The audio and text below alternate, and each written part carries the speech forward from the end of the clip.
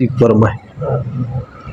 آپ جانتے ہیں کہ اللہ کے رسول صلی اللہ علیہ وآلہ وسلم نے جس وقت دین اسلام کی تبلیغ کا آغاز کیا تو پورا عالم کفر حضور اور اصحاب حضور کے خلاف جمع ہو گیا۔ طرح طرح کے دکھ، تکلیفیں، مصیبتیں، پریشانیاں اور ناموافق حالات کے جکڑ تھے جو حضور اور اصحاب حضور کو دیکھنا پڑے۔ ان راہوں میں کانٹے بھی بچھائے گئے، گڑھے بھی کھودے گئے، گندی اوجریاں جس میں اتھر پہ ڈالی گئی۔ ایک بدبخت گلے میں کپڑا ڈال کر تاؤ بھی دیتا ہے۔ شب ابی طالب کی گھاٹی کے دکھ کون بھول سکتا ہے؟ 3 سال تک میرے حضور علیہ السلام کا معاشی اور سماجی بائیکاٹ کر دیا گیا۔ نہ غلہ پہنچنے دیا جاتا ہے اور نہ پانی پہنچنے دیا جاتا ہے، اور حالت یہ تھی کہ لوگ سوکھے پتے کھا کھا کر گزر اوقات کرنے پر مجبور ہو چکے تھے۔ لیکن جب دیکھا کہ مکے کے حالات بدلنے کی طرف نہیں آ رہے ہیں تو میرے حضور ایک طویل اور کٹھن سفر کر کے اہل طائف کے پاس پیغام لے کر پہنچے اور ان کے بڑے بڑے سرداروں کو دین اسلام کی تبلیغ کی۔ جب بات مکمل ہوئی تو خیال یہ تھا کہ یہ لوگ حمایت کا اعلان کریں گے، لیکن انہوں نے بھی انکار کر دیا۔ ہم آپ کی بات کو تسلیم نہیں کرتے۔ حضور فرمایا کہ میں بڑی محبت سے تمہارے پاس پیغام لے کر آیا تھا، تم نے بات کو قبول نہیں کیا، یہ تمہاری مرضی ہے، لیکن تم اتنا ضرور کرنا کہ مکے والوں کو نہ بتانا کہ میں تمہارے پاس پیغام لے کر آیا تھا۔ تو ان میں سے ایک کہنے لگا کہ ہم آپ کا راز کیوں رکھیں؟ ہم تو لوگوں کو بتائیں گے کہ نیا دین ہمارے پاس بھی آیا تھا اور ہم نے بھی مسترد کر دیا۔ بات یہاں تک بھی رہتی تو یہ ایک امر آخر تھا، لیکن ہمیں تاریخ بتاتی ہے کہ جب حضور علیہ السلام واپس پلٹنے لگے تو انہوں نے 2 رویا کی تاروں میں اوباشوں کو کھڑا کیا اور ان کے ہاتھوں میں پتھر دیے۔ جب میرے حضور چلتے وہ حضور کے قدموں پہ پتھر مارتے، ایک قدم پہ پتھر لگتا تو میرے حضور دوسرے پہ پلٹتے، دوسرے پہ پتھر لگتا تو میرے حضور واپس پہلے پہ پلٹتے۔ شدت درد اور احساس کرب سے تھک کر میرے حضور نیچے زمین پر بیٹھ جاتے، ان کے 2 اوباش آگے بڑھتے، حضور علیہ السلام کو کندھوں سے پکڑ کر کھڑا کرتے، میرے حضور پھر چلتے، وہ پھر پتھر مارتے۔ اتنے پتھر مارے گئے کہ چاند سے خوبصورت پنڈلیاں خون سے نچڑنے لگی۔ نالین تھے کہ خون سے بھر چکے تھے، اب مزید چلنے کی بھی سکت باقی نہیں تھی۔ ایک فرشتہ حاضر خدمت ہے، اگر کہیں تو ابھی دونوں پہاڑوں کو ملا کر پوری بستی کو ہی ملیا میٹ کر دیتے ہیں، لیکن حضور کیا فرمایا؟ حضور فرمایا کہ میں رحمت بن کے آیا ہوں، زحمت بن کر نہیں آیا۔ پتھر کھا کر دعائیں دینا یہ ایک پیغمبر کا ہی حوصلہ ہو سکتا ہے۔ ہماری تو تقریر پہ کوئی سبحان اللہ نہ کہے تو ہمارا مزاج بگڑ جاتا ہے۔ آج کا خطیب کہتا ہے کہ مجھے بلانے سے پہلے اتنے اکاؤنٹ میں ٹرانسفر کرو، میں پھر بات کرنے کے لیے آؤں گا۔ آج کہا جاتا ہے جب کتاب مفت نہیں تو تقریر مفت کیوں؟ تو جناب گاڑی پیٹرول سے چلتی ہے۔ قوم کو یہ سارے نخرے کون دکھا رہا ہے جس کا وقت لینے کے بعد لوگ مہینہ مہینہ دعوتی عمل میں مصروف رہتے ہیں، جس کے نام کے بڑے بڑے بینرز شہر میں آویزاں کیے جاتے ہیں، جن کے اوپر پھولوں کی پتیاں پھینک کر لوگ خوبصورت استقبالیہ پیش کرتے ہیں۔ وہ کہہ رہے ہیں کہ جب کتاب مفت نہیں تو تقریر مفت کیوں؟ تو جناب گاڑی پیٹرول سے چلتی ہے۔ تو میں کہنا چاہوں گا صاحب، تو گاڑی کے خرچے، پیٹرول کا ریٹ اور کتابوں کی قیمت گنواتا ہے، آ ذرا دیکھ میرے رسول کا انداز تبلیغ۔ لوگ پتھر مارتے ہیں، میرے رسول مٹھی بولی سے بات کرتے ہیں۔ لوگ اوجریاں ڈالتے ہیں اور حضور جولی اٹھا کر ہدایت کی دعائیں کرتے ہیں۔ اتنی کٹھن تبلیغ اور پھر رب کا یہ حکم نامہ قل لا اسألکم علیہ اجرا، محبوب آپ فرما دیجئے لوگوں میں تم سے دین کی تبلیغ کا کوئی صلہ، کوئی اجرت، کوئی عوض، کوئی تنخواہ، لا اسألکم، میں تم سے کچھ نہیں مانگتا۔ تم بات سننا نہیں چاہتے تھے، میں نے پیغام تمہاری روحوں میں اتارا، میں نے تمہیں دین کی دعوت دی، تم نے آگے سے پتھر اٹھا لیے، لیکن آج دین روحوں میں اتارنے کے باوجود بھی میں تم سے کوئی اجر طلب نہیں کرتا، الا المودۃ فی القربی، مگر میرے قرابت داروں سے پیار کرنا۔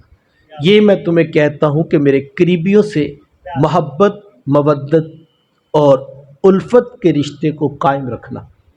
اس پر اہل علم نے ایک سوال اٹھایا اور کہا کہ جب پہلے کہا کہ میں کچھ نہیں مانگتا تو بعد میں پھر قرابت داروں کی محبت کا سوال کیوں رکھا گیا؟ اگرچہ یہ کوئی مادیت کی چیز نہیں ہے، لیکن بار کیف صلے کی ایک صورت تو بن جاتی ہے۔ اہل علم نے بڑا خوبصورت جواب دیا، کہا ایک تو یہ رب کا حکم تھا اور حضور علیہ السلام نے لوگوں تک پہنچا دیا، اور دوسری بات یہ ہے کہ یہ بھی حضور علیہ السلام نے اپنی ذات کے لیے نہیں مانگا تھا، اس میں بھی امت کی ہی بلائی پیش نظر تھی کہ اگر تم میرے اہل بیت نبوت سے پیار کرو گے تو فائدہ میرا نہیں، فائدہ تمہارا ہی ہے کہ تم کبھی گمراہ نہیں ہوگے، اور امت جب تک قرآن اور اہل بیت نبوت کا دامن پکڑ کے رکھے گی امت کبھی بھی گمراہ نہیں ہوگی۔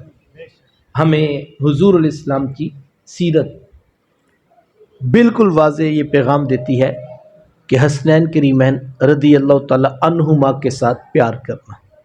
حضور علیہ السلام نے ترغیباً ترہیباً، قولاً فعلاً، حکماً بھی فرمایا کہ میرے اہل بیت سے محبت کرنا۔ کبھی فرمایا لوگوں میرے اہل بیت کے معاملے میں اپنے رب سے ڈرتے رہنا، میرے اہل بیت کے معاملے میں اپنے رب سے ڈرتے رہنا، میرے اہل بیت کے معاملے میں اپنے رب سے ڈرتے رہنا۔ تو کبھی فرمایا کہ لوگوں اللہ سے محبت کرو اس لیے کہ وہ تمہیں نعمتیں عطا کرتا ہے، اور مجھ محمد سے پیار کرو اس لیے کہ میں تو رب کا بھی محبوب ہوں، اور میرے اہل بیت سے محبت تم نے میری وجہ سے کرنی ہے کہ وہ میرے اہل بیت ہیں۔ پھر حضور علیہ السلام نے حسنین کریمین رضی اللہ تعالی عنہما کے ساتھ پیار، محبت اور الفت کا درس ارشاد فرمایا۔ میرے حضور کتنا پیار کیا کرتے تھے کہ شہزادوں کو کبھی اپنی گود میں بٹھاتے ہیں، کبھی اپنے سینے پہ کھڑا کرتے ہیں، تو کبھی حضور ان کو اپنے کندھوں پہ اٹھا لیتے ہیں، کبھی اپنی زبان ان کے منہ میں رکھتے ہیں اور کبھی ان کی زبان اپنے مبارک منہ میں رکھتے ہیں، اور کبھی حضور دعا کے ہاتھ اٹھاتے ہیں، اے اللہ یہ میرے بیٹے ہیں، یہ میری بیٹی کے بیٹے ہیں، اے اللہ میں ان سے پیار کرتا ہوں، مالک تو بھی ان سے پیار فرما، اور مالک جو ان سے پیار کرے تو اس سے بھی پیار فرما۔ قیامت تک حضور علیہ السلام کی دعا ہے ہر اس شخص کے نام جو یہ چاہے کہ رب رب ہو کے مجھ سے پیار کرے۔ سادہ سا نسخہ کیمیا دے دیا، تم میرے بیٹے حسن سے پیار کرنا، تم میرے بیٹے حسین سے محبت کرنا، ہم دعا دیتے ہیں رب رب ہو کے تم سے پیار کرے گا۔ اللہ اکبر۔ اور کبھی میرے حضور دونوں شہزادوں کے ہاتھ پکڑ کے فرماتے ہیں لوگوں جس نے میرے بیٹے حسن سے پیار کیا، جس نے میرے بیٹے حسین سے محبت کی، جس نے ان کے بابا علی سے پیار کیا، جس نے ان کی والدہ فاطمہ سے وفا کی، فرمایا جس نے ان چاروں سے پیار کیا کل قیامت کے دن محشر میں محمد کے ساتھ کھڑا کیا جائے گا۔ اور کبھی آقا کریم علیہ السلام منبر پہ جلوہ فراز ہوتے ہیں، حسنین کریمین رضی اللہ تعالی عنہما ننھی عمر ہے، سرخ رنگ کی قمیضیں پہنی ہیں، ابھی نیا نیا چلنا سیکھا ہے، مسجد نبوی میں داخل ہوتے ہیں، کبھی گرتے ہیں کبھی سنبھلتے ہیں۔ میرے حضور سے گرتے ہوئے شہزادے دیکھے نہیں جاتے۔ میرے حضور اپنا خطبہ، اپنا منبر، اپنا واز چھوڑ کے جا کے شہزادوں کو اٹھا کے گود میں بٹھا لیتے ہیں اور حضور فرماتے لوگوں رب نے سچ فرمایا ہے، اولاد بڑی آزمائش ہے۔ فرمایا میں خطبہ دے رہا تھا، مجھ سے گرتے ہوئے حسین دیکھے نہیں جا سکے، مجھ سے گرتے ہوئے حسن دیکھے نہیں جا سکے۔ میرے حضور کتنا پیار کرتے ہیں، اللہ اکبر، کہ حضرت اسامہ بن زید رضی اللہ تعالیٰ عنہ فرماتے ہیں کہ لوگوں میں ایک دن رات کے وقت حضور علیہ السلام سے ملاقات کے لیے گیا، اور مجھے کوئی کام تھا تو میں نے اپنا دکھڑا محبوب کی چوکھٹ پہ رکھا، میرے آقا نے میرا دکھڑا حل کر دیا۔ دوران گفتگو میں نے محسوس کیا کہ حضور علیہ السلام کی چادر انور میں کسی چیز کی حرکت کا احساس ہے، تو فرماتے مجھ سے رہا نہ گیا، تو میں نے پوچھ ہی لیا، اے بندہ نواز یہ چادر کے اندر کیا ہے؟ آقا کریم علیہ السلام نے جواب دینے کی بجائے چادر کو ہی کھول دیا۔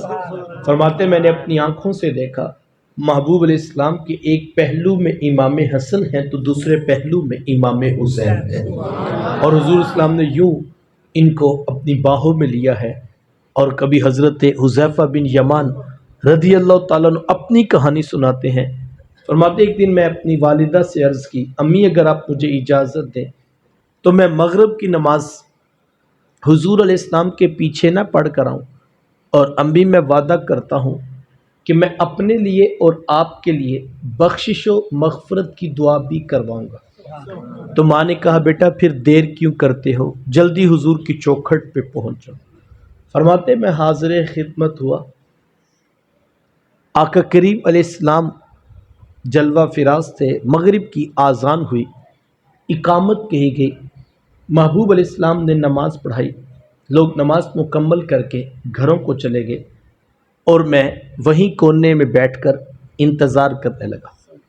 آقا کریم علیہ السلام اپنی عبادات میں مصروف تھے کہ میری ہمت نہ ہو سکی کہ میں حضور سے کچھ عرض کر سکوں، اور وقت اتنی تیزی سے سمٹا کہ عشاء کی آذان کا بھی وقت ہو گیا۔ آذان ہوئی، اقامت کہی گئی، محبوب علیہ السلام نے نماز پڑھائی، لوگ نماز مکمل کر کے گھروں کو چلے گئے، اور میں وہیں کونے میں بیٹھ کر پھر انتظار کرنے لگا۔ گھر جانے کا خیال آتا تو قدم رک جاتے کہ ایک نماز کی چھٹی لے کر آئے تھے، اب نمازیں بھی 2 ہوگی، بغیر دعا کے چلے گئے تو ماں ناراض ہوگی۔ ماں نے تو چھٹی سی شرط پہ دی تھی کہ میرے لیے بخشش و مغفرت کی دعا ضرور کروانا۔ آقا کریم علیہ السلام کی طرف بڑھنے لگتا تو قدم رک جاتے کہ حضور تو اپنی عبادات میں مصروف ہے۔ اسی کشمکش میں بیٹھا سوچ رہا تھا کہ کب موقع ملے گا تو عرض کروں گا کہ حضور جی میں آپ سے ملاقات کرنا چاہتا تھا، اور اپنی والدہ سے دعائے بخشش کے وعدے پر میں چھٹی لے کر آیا ہوں۔ تو فرماتے کہ میں کہوں کہ کیسے کہوں، کوئی موقع بنے تو کہوں، کوئی بات چھڑے تو عرض کروں۔ اب اسی کشمکش پہ بیٹھا انتظار کر رہا تھا کہ تھوڑی دیر کے بعد آقا کریم علیہ السلام اپنے مصلی امامت سے اٹھے اور کاشانہ اقدس کی طرف بڑھنے لگے، تو میرا دل دھڑکنے لگا کہ حذیفہ اب تو موقع ہاتھ سے جا رہا، اور اگر حضور گھر چلے گئے پھر تو صبح ملاقات ہوگی۔ فرماتے غیر ارادی طور پر نہ چاہتے ہوئے بھی میرے قدم کچھ تیز ہوئے، تو قدموں کی آہٹ اور آواز پیدا ہوئی، تو آقا کریم علیہ السلام نے رات کے اندھیرے میں بغیر پیچھے پلٹے، بغیر دیکھے فرمایا من ھذا، کون ہے جو میرے پیچھے پیچھے آ رہا؟ حذیفہ تو نہیں ہے؟ قلت نعم، جی جی حضور میں حذیفہ ہی ہوں۔ حضور میں حذیفہ، اللہ تجھے بھی بخشے تیری ماں کو بھی بخشے۔ حذیفہ اللہ تجھے بھی بخشے تیری ماں کو بھی بخشے۔ بتاؤ کام کیا ہے؟ اللہ اکبر، بندہ مٹ نہ جائے آقا پر تو وہ بندہ کیا ہے؟ بندہ مٹ نہ جائے آقا پر تو وہ بندہ کیا ہے؟ بے خبر ہو جو غلاموں سے وہ آقا کیا۔ ابھی حذیفہ گھر سے نہیں چلے تھے کہ حضور علیہ السلام کو پتہ تھا حذیفہ کس بات کی چھٹی مانگے۔ فرمایا حذیفہ اللہ تجھے بھی بخشے تیری ماں کو بھی بخشے، بتاؤ کام کیا۔ اب حضرت حذیفہ رضی اللہ تعالیٰ عنہ خاموش کھڑے کہ کام کیا بتائیں، ہم تو اتنی بڑی بات لے کر آئے تھے، اور محبوب اتنے کریم ہے کہ بات لبوں تک بھی نہیں پہنچی اور مسئلہ حل کر دی۔ اب آقا کریم علیہ السلام پوچھ رہے ہیں اور حضرت حذیفہ خاموش کھڑے۔ اور علماء فرماتے ہیں یہ جو ہم حضور علیہ السلام کی چوکھٹ پہ پہنچ کر اپنے دکھڑے، اپنے درد، اپنی کہانیاں عرض کرتے ہیں، کہا یہ سب کچھ صرف اپنے دل کی تسلی کے لیے ہوتا ہے، ورنہ وہ محبوب تو وہ ہے جو بند لبوں کی کہانیاں بھی جانتے ہیں، وہ تو بند سینوں کے درد بھی جانتے ہیں۔ وہاں تو لفظ بھی صرف اپنی تسلی کے لیے بول رہے ہیں کہ میں نے اپنا دکھڑا سنایا، ورنہ ان کو تو لفظوں کی بھی محتاجی نہیں ہے۔ فرمایا حذیفہ اللہ تجھے بھی بخشے، تیری ماں کو بھی بخشے، بتاؤ کام کیا؟ اب حضرت حذیفہ خاموش کھڑے تو آقا کریم علیہ السلام نے خود ہی وقفہ سکوت توڑا اور حضور پہ حذیفہ سنو، ان ھذا ملک لم ینزل الارض قط، ابھی ابھی ایک فرشتہ میرے پاس آیا تھا جو آج سے قبل کبھی زمین پر نہیں آیا۔ ابھی ابھی ایک فرشتہ میرے پاس آیا تھا جو آج سے پہلے کبھی زمین پر نہیں آیا۔ میرا یہاں رک کر ایک لمحے کے لیے سادہ سا سوال ہے، رب کے فرشتوں کی تعداد کتنی ہے؟ آپ کہیں گے کروڑوں میں تو میں کہوں گا نہیں جناب اربوں میں، آپ کہیں اربوں میں تو میں کہوں گا کھربوں میں۔ کسی کو نہیں پتا رب کے فرشتوں کی کل تعداد کتنی ہے۔ اچھا میرا دوسرا سوال ہے، یہ زمین کب سے بنی ہے؟ تو آپ کہیں 1400 سال سے تو نہیں جناب، 14 صدیاں تو میرے حضور علیہ السلام کی تشریف آوری کو گزر چکی، اور آقا کریم علیہ السلام سے قبل بھی ایک نہیں، دو نہیں، تین نہیں، 1.25 لاکھ کے قریب انبیاء و رسول اس دھرتی پہ جلوہ فراز ہوئے، اور حضور علیہ السلام اور ان انبیاء میں سب سے پہلے زمین پہ حضرت آدم علیہ السلام تشریف لائے، اور آدم علیہ السلام بھی زمین پر بعد میں آئے ہیں، زمین اس سے بھی پہلے بن گئی تھی۔ تو کتنے سال ہو گئے ہوں گے؟ ہزاروں لاکھوں سال تو ہو چکے۔ میرے حضور کیا فرما رہے ہیں؟ کروڑوں فرشتوں میں سے یہ والا فرشتہ جب سے زمین بنی ہے پہلی مرتبہ زمین پہ آیا۔ کوئی حد ہے ان کے عروج کی، بالغ العلا بکمال۔ یار کروڑوں، اربوں، کھربوں فرشتوں میں سے ہزاروں لاکھوں سال پہلے بنی ہوئی زمین پر کوئی ایک فرشتہ آئے تو محبوب پورے یقین سے بتاتے ہیں یہ والا فرشتہ آج پہلی مرتبہ زمین پہ آیا۔ تو 22 کروڑ پاکستانیوں میں سے کوئی امتی ٹکٹ کروا کے مدینے میں آئے تو کیا پھر محبوب کو پتہ نہیں چلتا ہوگا کہ یہ آج کون آیا ہوا ہے؟ فرمایا حذیفہ یہ فرشتہ آج پہلی مرتبہ آیا ہے، اور یہ نہیں فرمایا زمین پر پہلی بار آیا، فرمایا جب سے اللہ اکبر زمین بنی ہے یہ پہلی مرتبہ آیا ہے۔ اور فرمایا کہ جانتے ہو آج یہ کیوں آیا تھا؟ یہ آج اسپیشل رب سے اجازت لے کر آیا تھا کہ مالک مجھے اجازت دینا میں بھی تیرے رسول کو جا کر سلام نہ کر کے آؤں۔ تو حذیفہ وہ ہمیں سلام کرنے آیا تھا۔ اللہ اکبر، یار آسمان پہ رہنے والے فرشتے ہو کر ڈائریکٹ بھی نہیں اجازت لے کر سلام کرنے آئے تو پھر کمال ہے آمینہ کے لال کا یا کہ کمال ہے مدینے والے کا یا کہ۔ اللہ اکبر، میرے شیخ اسی لیے فرمایا کرتے ہیں یار سلام پڑھنے سے نہ روکا کرو، کوئی صبح پڑھتا ہے تو پڑھنے دو، کوئی دوپہر کو پڑھتا ہے تو پڑھنے دو، کوئی رات کی تنہائی میں بیٹھ کے پڑھتا ہے تو پڑھنے دو۔ کہا یہ وہ وظیفہ ہے جو رب نے حجر و شجر کو بھی عطا کیا، اور مولا کائنات حضرت علی المرتضیٰ رضی اللہ تعالیٰ عنہ فرماتے ہیں میں آج تک اس پتھر کو بھی جانتا ہوں کہ میرے حضور جب بھی اس کے قریب سے گزرا کرتے وہ حضور کو سلام پیش کیا۔ پتھر پتھر ہو کے محبوب کو سلام کرے اور انسان امتی ہو کے سلام پڑھنا بھول جائے۔ اللہ اکبر، اپنی اولادوں کو یہ وظیفہ دو، صبح بھی حضور کو سلام، دوپہر بھی محبوب کو سلام، اور تمہاری کوئی رات ایسی نہیں ہونی چاہیے جس میں محبوب کو سلام نہ پیش کیا۔ اللہ اکبر، یار یہ سادہ سی بات ہے، آپ گلی سے گزر رہے ہوں، کوئی چھوٹا بچہ آپ کو سلام کرے، ایک بار، دو بار، تین بار، چوتھی بار آپ بھی رک کر موٹر سائیکل سے بریک لگا کر پوچھ لیتے ہیں کہ بیٹا آپ کس کے بیٹے ہیں روزانہ مجھے سلام کرتے ہیں؟ میں کہتا ہوں اپنی اولادوں کو یہ وظیفہ اتنا پڑھا دو، صبح بھی حضور کو سلام، دوپہر بھی محبوب کو سلام، رات بھی ان کو سلام، یار کبھی تو حضور پوچھیں گے نا یہ کس کا پتر ہے روزانہ ہمیں سلام پیش کرتا ہے. اور اگر محبوب کی چوکھٹ پہ ماں باپ کا تذکرہ بھی آ گیا تو پھر تعلق محبت کا کتنا گوڑا ہوگا. فرمایا کہ حذیفہ یہ ہمیں سلام کرنے آیا تھا، اور حذیفہ اس نے مجھے آ کر بتایا ہے کہ میری بیٹی فاطمہ جنتی عورتوں کی سردار ہے، اور میرے بیٹے حسنین کریمین جنتی جوانوں کے بھی سردار ہیں. سیدہ شباب اہل الجنہ، یہی دو نوجوان ہیں جو جنتی جوانوں کے بھی سردار ہیں. ہمیں تاکید کر کے کہا کہ تم ان کے ساتھ پیار کرنا، اور فرمایا کہ میں دو بھاری چیزیں تمہارے درمیان چھوڑ کے جا رہا ہوں، ایک اللہ کی کتاب قرآن مجید اور دوسرا میرے اہل بیت نبوت. اور میں جب تک تم ان دو کو مضبوطی سے پکڑ کے رکھو گے تم کبھی گمراہ نہیں ہوگے.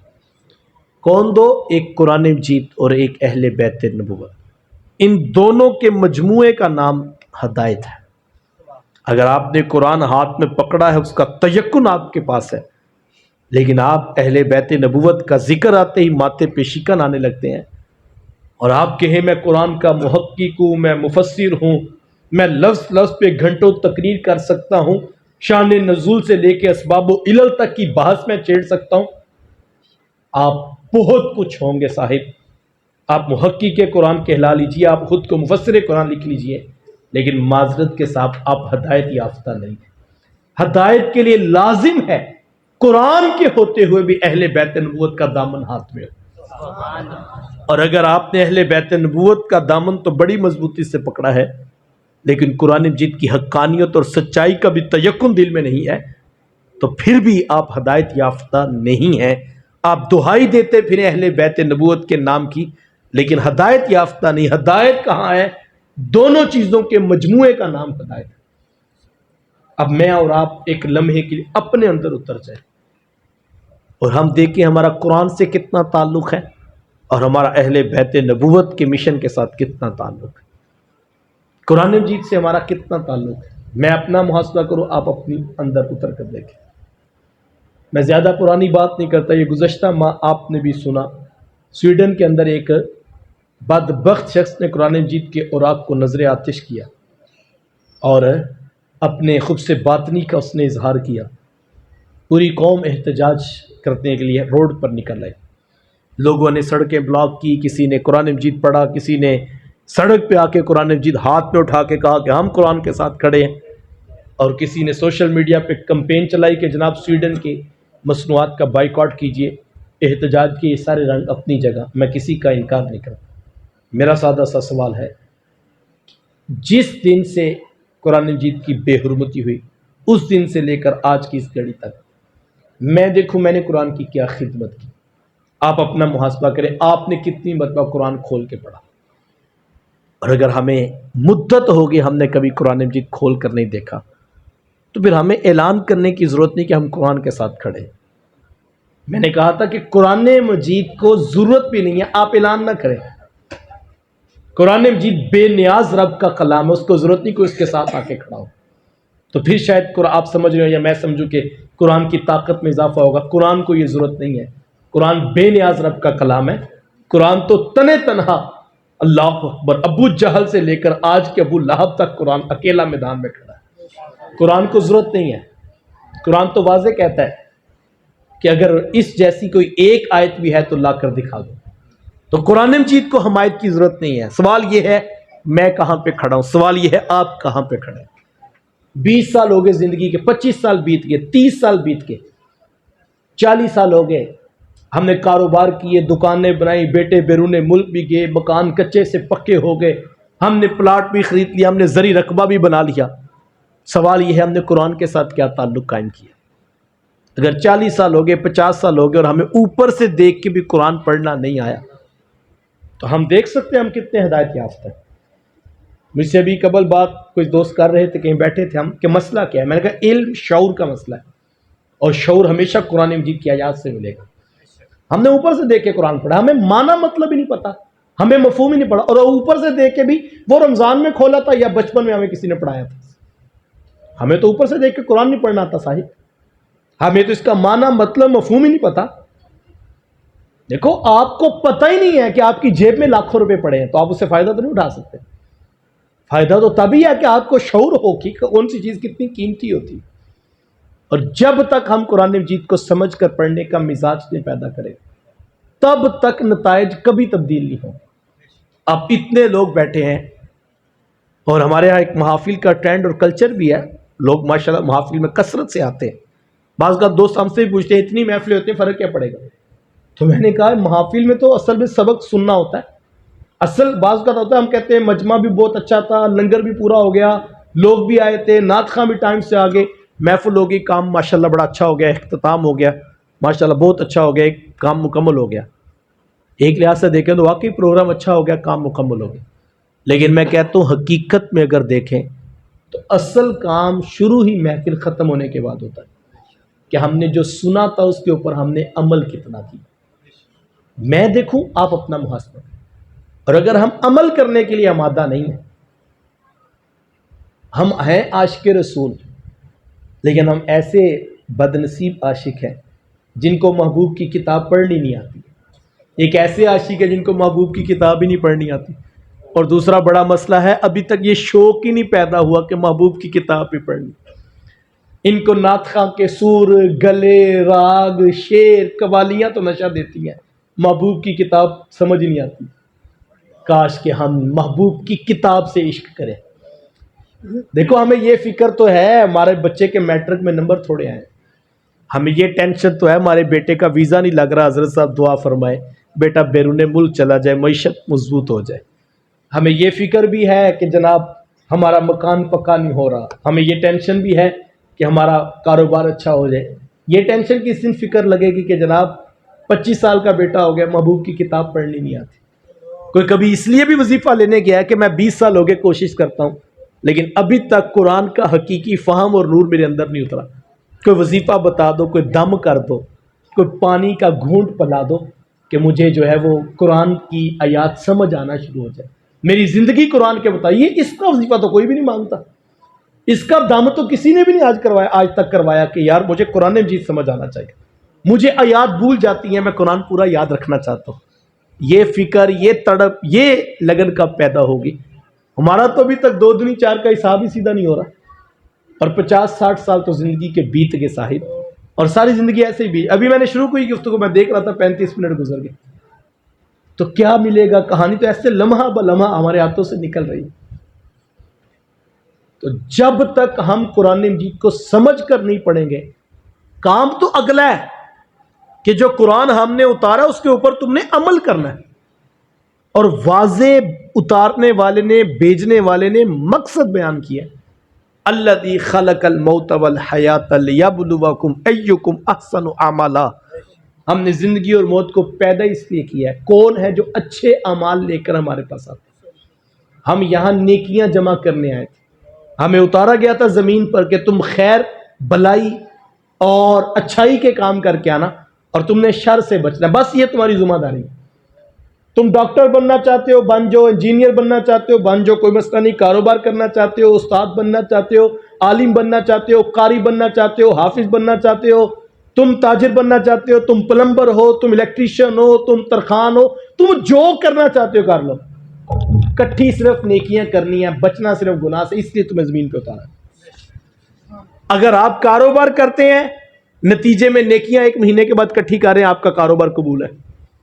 گناہ سے بچ رہے ہیں, ڈاکٹری کر رہے ہیں, آپ کا کاروبار ڈاکٹری کا بھی قبول ہے.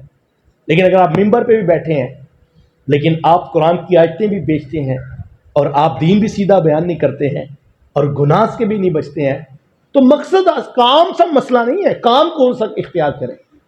مقصد یہ ہے تم نے نیکیاں کمانی, مقصد یہ ہے تم نے گناہ سے بچ کے آنا ہے.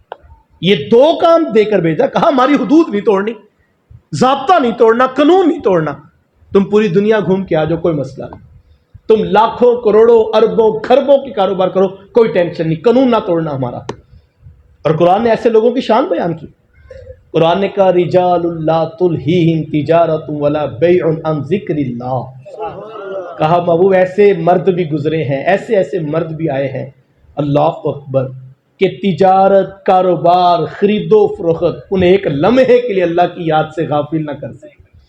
تو مسئلہ تو یہ کہ ہم نے نیکیاں کمانی، ہم آئے تھے یہاں نیکیاں کمانے، لیکن ہم نوٹ کما رہے ہیں، ڈالر کما رہے ہیں، پلاٹ بنا رہے ہیں، مکان پکے کر رہے ہیں، بیٹیوں کے جہیز بنا رہے ہیں. یہ ضروریات ہیں، یہ پوری کرو، بات ختم. لیکن ان ساروں سے بھی اگر تم نے گزرنا ہے، تمہاری نظر صرف اس بات پہ ہو میں نے گناہ نہیں کرنا، میں نے نیکی کرنا، اس کے ساتھ ساتھ بیٹیوں کا جہیز بن جائے تو بڑی اچھی بات، اس کے ساتھ ساتھ بیٹوں کا مکان پکا ہو جائے بڑی اچھی بات، اس کے ساتھ ساتھ ایک بیٹا بیرون ملک سیٹ ہو جائے بڑی اچھی بات. لیکن اگر یہ اصول ٹوٹ گیا، جہیز تو بن گیا لیکن ساتھ میں حرام کی کمائی آئی، مکان تو پکا ہو گیا، پورے گاؤں کو پتہ لگا 3 منزلہ مکان چھت لے، لیکن 3 منزلہ بنانے کے بعد نیکیاں چھوٹ گئی، گناہ اکٹھے کر لیے، قانون ٹوٹ گیا، منزل کا رستہ چھوٹ گیا، پھر فرق نہیں پڑتا.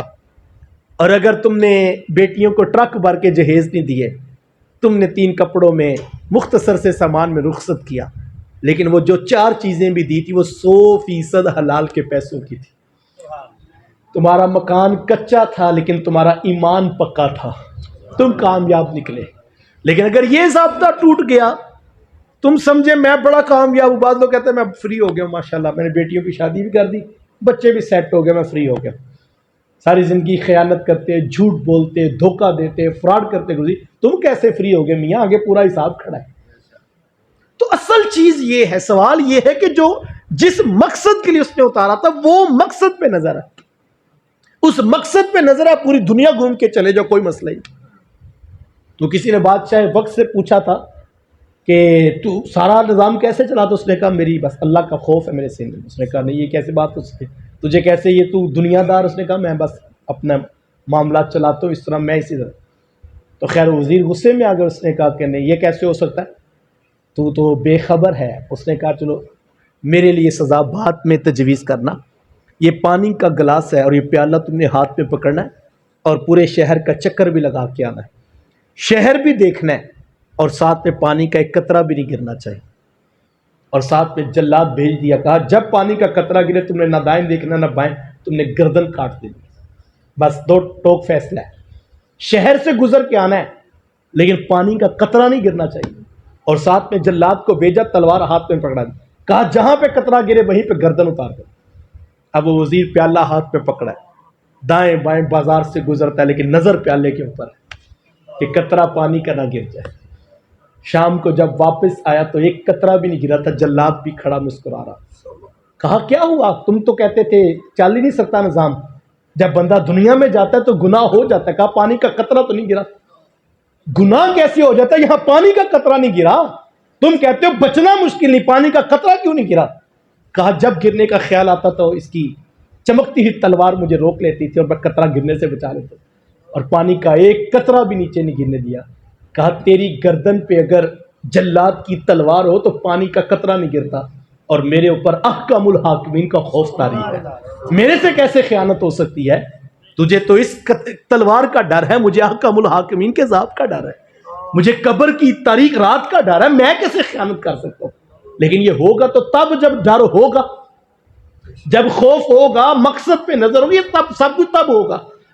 لیکن اگر سارا دن بیٹھ کے یہ جہاں مٹھا گلا کس نے ڈٹھا اور جناب ویکھی جائے گی کچھ نہیں ہوندا، اتنا کچھ تو سارے کر دے. پھر یہ جملے ہیں جو عام ہم بولتے ہیں تو کر لیجئے، کسی کے کہنے سے کیا فرق پڑتا ہے؟ قبر کے جو تاریک رات آنے والی ہے وہ تو کسی کی باتوں سے نہیں ٹلنے والی.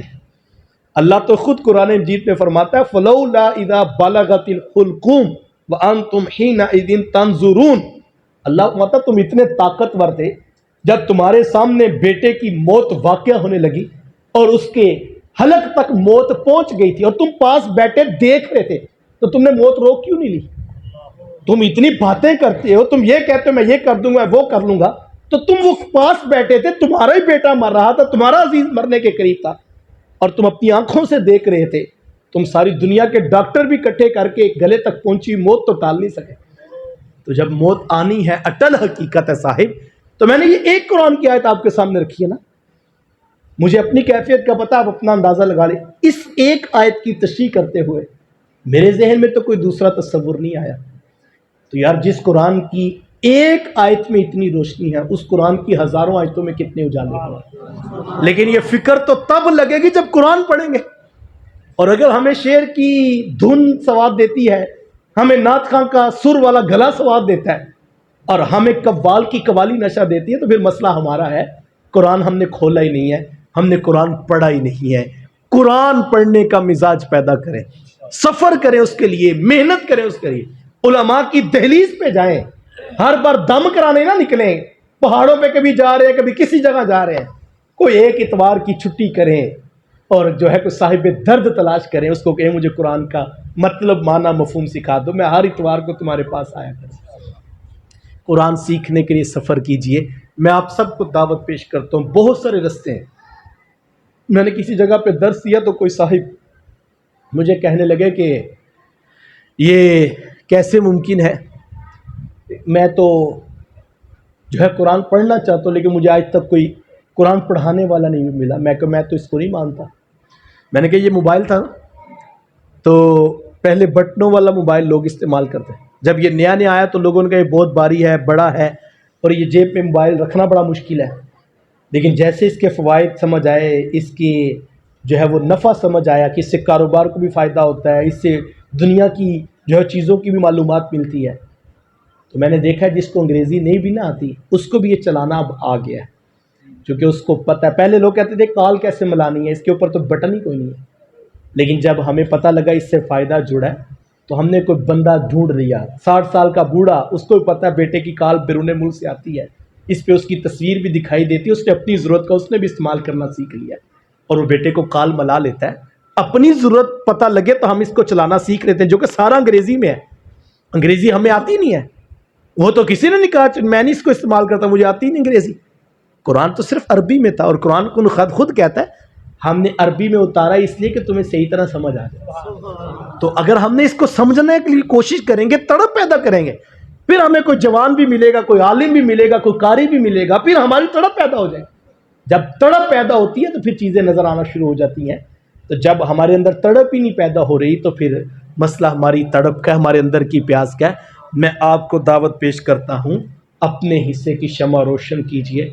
اللہ کے فضل سے الحمدللہ لاہور کے اندر ہفتے میں 11 جگہوں پہ کلاسز کا انعقاد ہمارا ہوتا ہے، اور مختلف زونز کے اندر ہم نے قرآن مجید ترجمے کے ساتھ سیکھنے کے لیے، سکھانے کے لیے اللہ کی توفیق سے بندوبست کیا۔ تو مختلف دوستوں کا یہ خیال تھا کہ آپ لاہور کے اندر ایک مرکزی نشست کا ہم اہتمام کر رہے ہیں۔ میں گزشتہ دنوں قصور میں تھا تو میں نے وہاں بھی دعوت دی اور دوستوں نے کہا ہم پہنچیں گے، تو ہم مہینے میں ایک ہفتے کی رات مختص کرنا چاہتے ہیں۔